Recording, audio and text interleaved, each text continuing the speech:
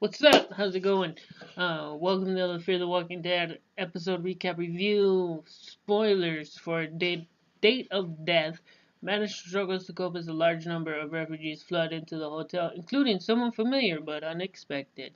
It's not really unexpected, because last week's episode ended with Travis on the hill looking over and it's dark and the hotel lights up. So you kind of figured, oh, he's going to show up at some point. Guess what? He shows up.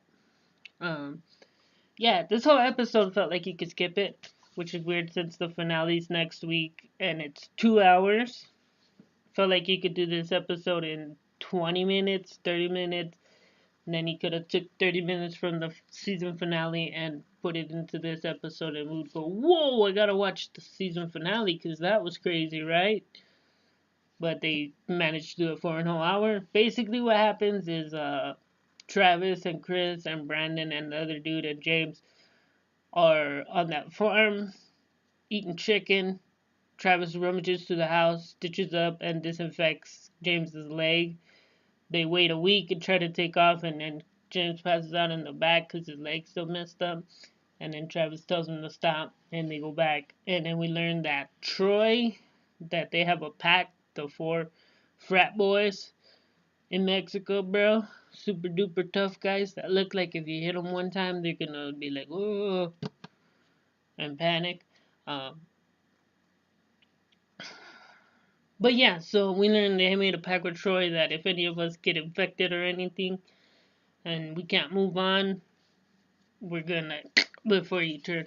So now James is dead weight because his leg's not healed in a week and they want to kill him. Travis disagrees with that. He tries to make Chris realize that his morals are out of whack, and it doesn't work because guess what? Chris comes in and he's like, I know what you meant, Dad, and he gets close and hugs him and then holds him down and calls his friends to come in and they point a gun at him and shoot James in the face with a shotgun, and then they take off in the truck and leave Travis behind while he's begging Chris to stay and he doesn't. Much like when Madison was in the back of the truck begging Nick to get on the truck and Nick just kept walking. But now they switched it on us. um, So yeah, and then Travis tells Madison how he felt his son because he was bullied by football players in middle school, and he told him to just play along and pretend to be one of them type of thing, but don't turn into him. So now he's doing that with his jock, hipster, super cool, tough guy friends, and they're on their way to San Diego. So then, after basically Travis tells Madison how bad of a father he was, she goes to talk to Alicia. They have everybody from the beginning because I forgot to tell you, but yeah, a bunch of people tried to come in the hotel and Travis was one of them, so they let him in because that's her family. So they have everybody else downstairs, like checking them, making sure they're not sick or bed or anything. And Madison goes to talk to Alicia and talks to her on the pier. And after we know Madison or Alicia's kind of been like the kid that should get attention but doesn't because she's the good kid. Well, her brother's on drugs and always running away. So the first thing she tells her is, your dad didn't really fall asleep in his car. He committed suicide and left a note that said, I love you all, but enough is enough. And she gave Nick more attention and always Nick, Nick, Nick, because he's a lot like his dad. And so she's thinking he's going to commit suicide as well. She's just like, it's okay. I mean, the point is, Madison's kind of a crummy mom and doesn't tell Alicia she loves her or anything or hug her when she's like, your dad committed suicide. Yeah.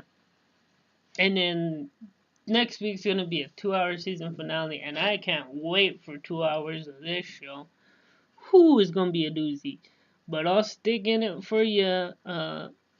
They spoiled it in their own way with previews for the next episode. So it ends with some Mexican dude coming up to the gate with a couple of people, and he says hello, but in Spanish. So he says hola, and then it shows Brandon's face and the other dude, but doesn't show Chris. So you're kind of like, oh, what happened to Chris?